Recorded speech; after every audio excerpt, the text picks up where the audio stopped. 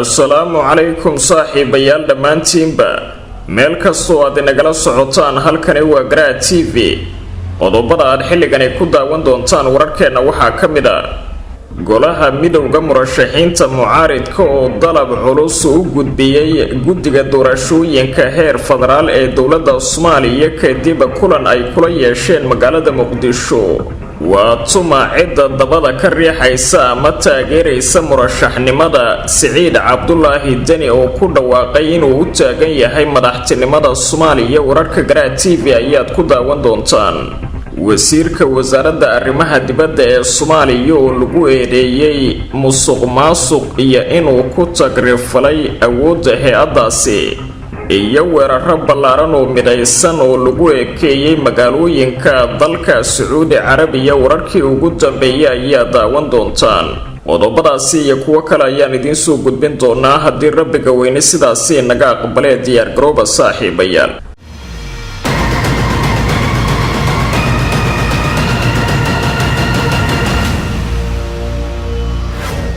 isku soo laabashaha boon mar kale daawadayaal halkani waa Garaa TV xasuusnow haddii aad joogtid xilliga salaada soo guda waajibka alle ee ku saaran dibna ugu soo laabo daawashada muuqaalkan aynu ku bilownay saaxiibayaal sida aad horudhaca wararkeena ku daawateen xubno ka mid ah golaha midowga murashaxiinta mucaaridka ayaa magaalada Muqdisho kulan kula qaatay guddiga doorashooyinka heer federaal xilli ay gabangaba marayso doorashada golaha shacabka ee baarlamaanka Soomaaliya guddiga fiit ee heer federaal uu horkacay gudoomiyaha guddigaasi Muuse Geele Yuusuf iyo xubnaha golaha midowga murashaxiinta mucaaridka uga qayb galay kulankaasi oo kala ahaa Xasan Sheekh Maxamuud Sheekh Shariif Sheekh Axmed Cabdiraxmaan Cabdishakuur Warsame iyo Xasan Cali Khayre ayaa looga hadlay arrimaha doorashooyinka ee wadanka oo hadda soo dhawaaday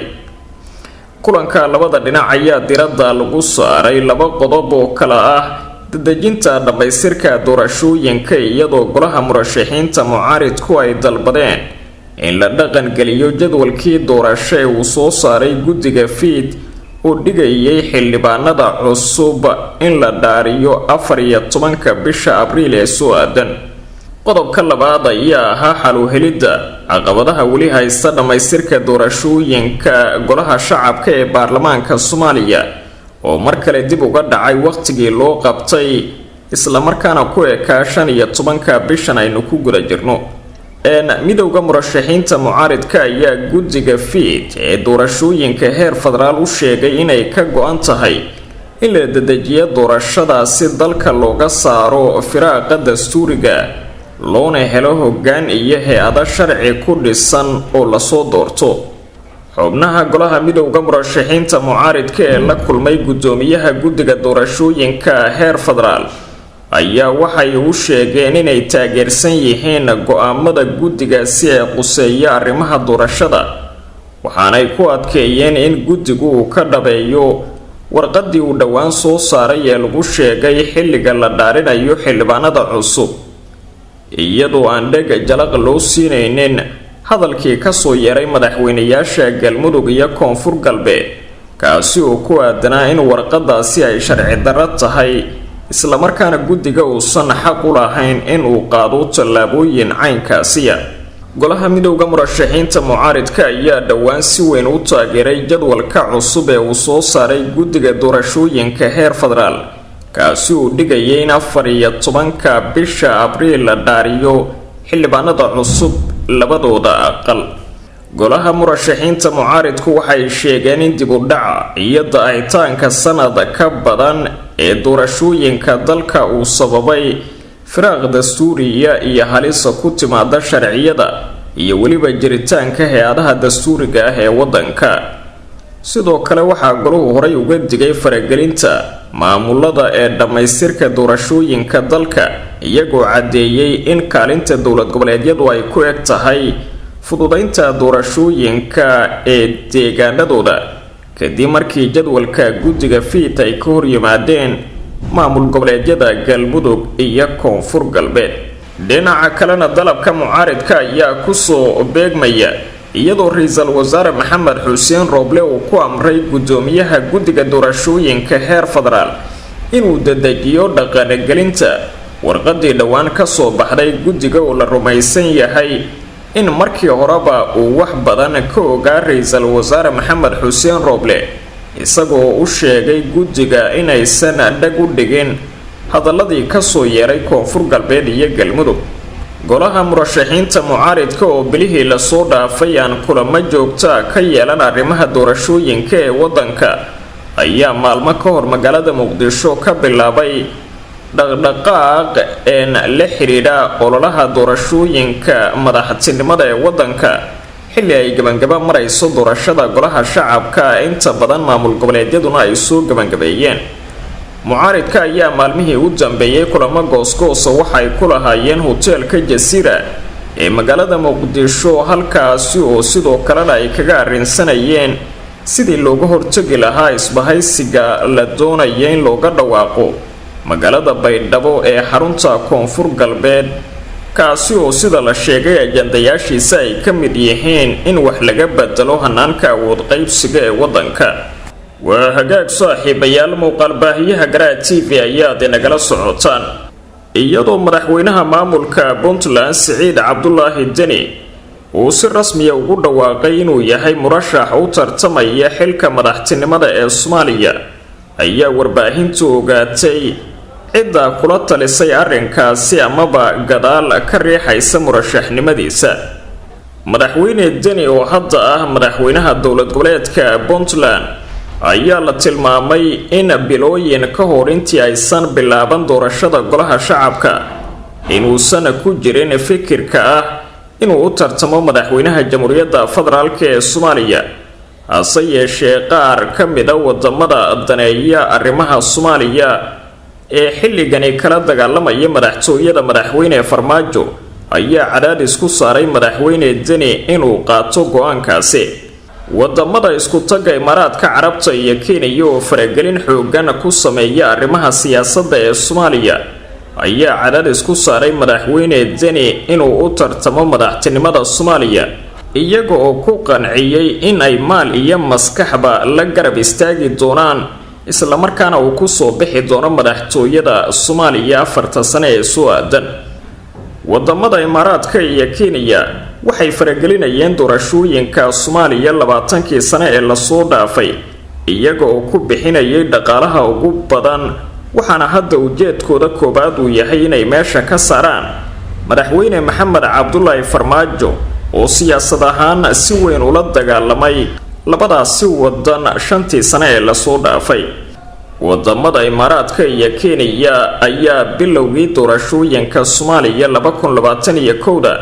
waxay doonayeen inay taageeraan ama ay soo dhisaan qaar ka mid ah xubnaha ku jira golaha midowga murashaxiinta mucaaridka ee kasoo horjeeda madaxweyne farmaajo. hase yeeshee waxaa la tilmaamay inay isku aamini waayeen daacadnimada xubnahaasi islamarkaana ay u wareegeen dhanka hogaamiyaha puntland siciid cabdulaahi deni. madaxweyne deni ayaana safaro kala duwan ku kala bixiyay bilihii u dambeeyay magaalooyinka nairobi iyo dubai halkaasi oo uu kala kulmay mas-uuliyiinta wadamada kenya iyo imaaraadka carabta. habeen ka hor markii uu madaxweyne deni shaacinayay inuu yahay murashax u taagan doorashooyinka soomaaliya durbadiiba waxaa laga dhadhansaday afkiisa cidda gadaal kasoo shitaaraysa isagoo sheegay in hadafkiisa ugu weyn ee uu isku soo taagay inuu yahay sidii uu meesha uga saari lahaa madaxweyne maxamed cabdulaahi farmaajo taasi oo uu tilmaamay weliba in loo midoobo. madaxweyne farmaajo waxa uu dagaal siyaasadeed la galay dowladaha kenya iyo imaaraadka carabta isaga oo kaga heeliyay imaaraadka wadanka ay qaliijka ku wada yaaliin ee qatar kaasi oo saaxiib dowla ahaa dowladda farmaajo 5tii sano ee lasoo dhaafay waxaana alaabadiisii ka rartay gudaha soomaaliya imaaraadka oo markii hore ku xoog badnaa. sidoo kale madaxweyne farmaajo ayaa nairobi ka qaaday tallaabooyin dhowr ah oo aan farxad gelinin mas-uuliyiinta kenya kuwaasi oo ay ka mid tahay joojinta qaadka miirowga ah ee ka imaan jiray dalka kenya kaasi oo nairobi ay si maalinla uga macaashi jidhay $100,000. madaxweyne farmaajo ayaana taa beddelkeeda fasaxay qaadka Itoobiya ee hareeriga iyadoo dalka laga mamnuucay inay ka soo degto diyaarad sida qaadka miirowga ah ee ka baxa dalka Kenya waxaana Kenya iyo Imaaraadku xilligani ay dhabarjab weyn u arkaan iyo inay kaga dhamaatay siyaasadda iyo faragelintii ay ku sameyn jireen Soomaaliya haddii uu mar kale madaxtooyada ku soo laabto madaxweyne Maxamed Cabdullaahi Farmaajo waa tahay wasiirka wasaaradda arrimaha dibadda ee Soomaaliya ayaa lagu eedeeyay in musuqmaasuq iyo ku tagrifal uu ka dhex wado wasaaradda arrimaha dibadda ee Soomaaliya iyo shaqaalaheeda kala duwan wasiirka arrimaha dibadda iyo iskaashiga caalamiga ah ee Soomaaliya mudane Cabdi Siciid Muuse Cali ayaa gudaha wasaaradda ka bilaabay iyo musuqmaasuq saameyn badan ku yeeshay shaqaalaha muddada dheer ka howlgalayay wasaaraddaasi arrimaha dibadda ee Soomaaliya ilo ka tirsan wasaaradda arrimaha dibadda ayaa u sheegay warbaahinta in Cabdi Siciid Muuse markii uu xilka la wareegay kadib uu bilaabay inuu meesha ka saaro qaar ka mid ah shaqaalaha wasaaradda arrimaha dibadda ee Soomaaliya uuna ku bedelo kuwa kale oo qaab musuqmaasuq uu ku keenay shaqada wareegtooyin uu soo saaray wasiirka wasaaradda arrimaha dibadda ee Soomaaliya ayaa shaqada looga tiray qaarkoodna looga qaaday xilal ay hayeen shaqaale ka tirsan wasaaradda arrimaha dibadda ee Soomaaliya oo ka howlgalayay dalka iyo qaar ka mid ah safaaradaha Soomaaliya ay ku leedahay wadamada caalamka wasiirka arrimaha dibadda ee Soomaaliya ayaana tan iyo markii uu xafiiska la wareegay waxa uu markaasi diblomaasiyiin ka dhigay dad isaga u dhow isla markaana saaxiib la waxaana uu u magacaabay qaarkood xoghayaal iyo jagooyin kale waxaana wasiirku bilaa sabab cayriyay shaqaale badan oo ka shaqaynayay wasaaradda arrimaha dibadda ee Soomaaliya kuwaasi oo duruufo kala gedisan uga soo shaqeeyay wasaaradda dadka laga cayriyay wasaaradda arrimaha dibadda ee Soomaaliya ayaana tilmaamay in Cabdi Siciid Muuse uu yahay nin musuqmaasuq badan waliba danta qarankana ka hormarinaya midiisa u gaarka sida ay warbaahinta u sheegeen qaar badan oo ka mid ah shaqaalahaasi bilaa sababta looga cayriyay wasaaradda arrimaha dibadda ee wadanka wasaaradda arrimaha dibadda ayaa tan iyo markii uu la wareegay wasiir Cabdi Siciid Muuse waxaa ka bilowday musuqmaasuqa iyo ku tagrifalka awoodeed waxauna wasiirku ka faa'iideysanayaa xilliga kala guurka ah iyo saaxiibtinimada madaxweyne Maxamed Cabdullaahi Farmaajo warbaahinta ayaana loo soo gudbiyay ama heshay dokumentiyo muujinaya shaqaalaha uu xilka qaadista ku sameeyay iyagoo aan wax dambiya samaynin iyo sidoo kale boosaskoodii uu ku wareejiyay dad ay isaga isku dhow yihiin saaxiibana yihiin qaar ka mid ah shaqaalaha laga cayriyay shaqada ayaana u sheegay warbaahinta inay ku howlan yihiin sidii ay qadiyadani ugu gudbin lahaayeen ra'iisul wasaaraha jamhuuriyadda federaalka ee Soomaaliya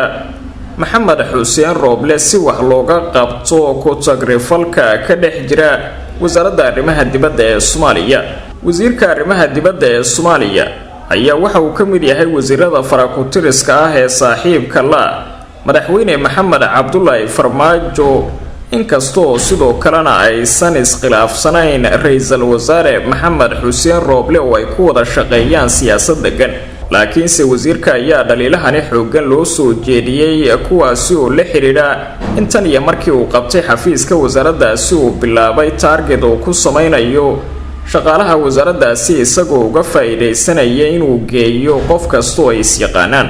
waa tahay kooxda xuutiyiinta ee dalka Yemen ayaa weeraro iskugu jira gantaale iyo daroon oo waxay kaga qaaday dalka Sacuudi Carabiya kuwaasi oo beegsaday goobo muhiim ah oo ay ku jiraan xarumo laga soo saaro shidaalka iyo kuwa lagu nadiifiyo sida ay ku warantay warbaahinta dalka Sacuudi Carabiya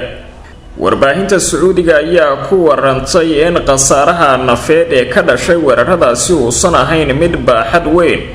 balse ay waxyeeleeyeen baabuur shacab iyo guryo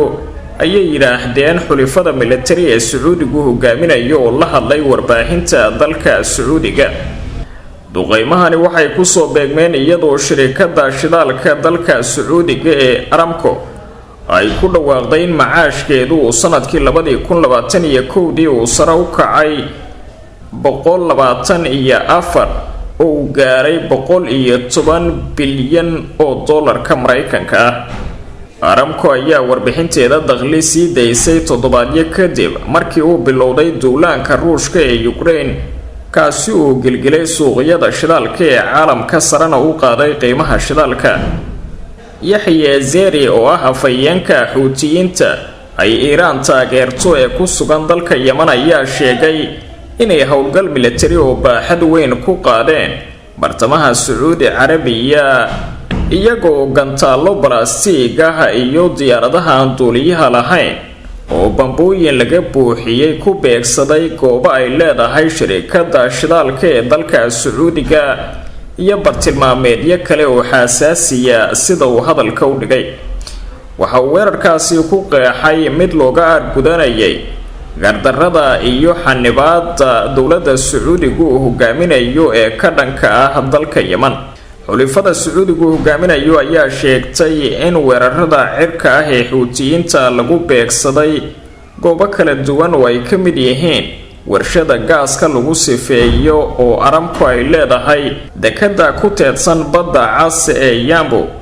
sidoo kale waxaa la beegsaday xarun korontada laga dhaliyo oo ku taala koonfur galbeed ee dalkaasi, warshada gaaska lagu nadiifiyo oo ku taala Al-Shaqa oo ku teedsan badda cas iyo xarun kale oo gaaska lagu iibiyo. ma cadda weli heerka waxyeelo ee weeraradani ay gaarsiiyeen xarumaha kaabayaasha dhaqaalaha iyo tamarta ee dalka Sacuudi Carabiya, laakiin warbaahintu waxay sheegtay inaanu jirin khasaare nafeed oo badan oo ka dhashay weeraradaasi. warbaahinta Sacuudiga waxay daabacday ma jiraan wax dhimasho ah oo ka dhashay weerarada Xuutiyiintu ay ku qaadeen magaalooyinka dalka Sacuudiga, sidoo kalena wax saameyn kuma aanu yeelan badeecada ay shirkadda tamarta ee dalka Sacuudigu gaarsiinayso macaamiisheeda, ayaa lagu yiri war lagu daabacay warbaahinta dowladda Sacuudiga. warbaahinta ayaa u muuqatay inay qarinayso waxyeelada dowladda Sacuudiga ayaana u muuqatay inay qarinayso waxyeelada gaadhay kaabayaasha dhaqaalaha ee dalkaasi kadib weerarada ballaaran ee ay ku ekaysay kooxda Xuutiyiintu, balse waxa kaliya oo ay sheegeen ayaa ah in aanay wax saameyn ku yeelan badeecadii la gaarsiinayay dunida iyo wax soo saarkii. weerarada ayaa yimid maalmoon kadib markii golaha iskaashiga Khaliijka ay dhinacyada ku dagaalamaya Yemen ku casuumeen wadahadallo ka dhacaya Riyaad oo la doonayo in lagu soo afjaro dagaalka waddankaasi ka holcaya. casuumaadani oo ay ku gacan sayreen Xuutiyiinta kuwaasi oo dalbaday in wadahadalladu ay ka dhacaan dal dhexdhexaad ah oo aan Sacuudiga ahayn. kooxda Xuutiyiinta ee ka dagaalamaysa waddanka Yemen ayaa taageero ka hela dowladda waddanka Iiraan, waxaana ay dagaal kula jiraan xulafo uu Sacuudigu horkacayo, sidoo kalena uu qayb ka yahay Imaaraadka Carabta. lada u dhaxeeya dhinacyadaasi iska soo horjeeda ayaana burburiyay guud ahaanba dalka Yemen, sidoo kalena keenay barakac xooggan iyo khasaare nafeed oo soo gaaray shacabka dalka Yemen, waxaana dagaalada waddankaasi ay socdeen dhowrkii sano ee la soo dhaafay. Sacuudiga ayaa marar kala duwan lagu eedeeyay inuu dalkaasi ka geystay dambiyo dagaal, isla markaana la weeraray caruur aan waxba galabsan iyo dad rayida, laakiinse xulafada Sacuudigu waa ay beeniyeen in ay dambiyo ka dhana xuquuqda aadanaha ka geysteen dalka Yemen intii ay weerarada kula jireen kooxda Xuutiyiinta ee Iiraan ay gacan siiso.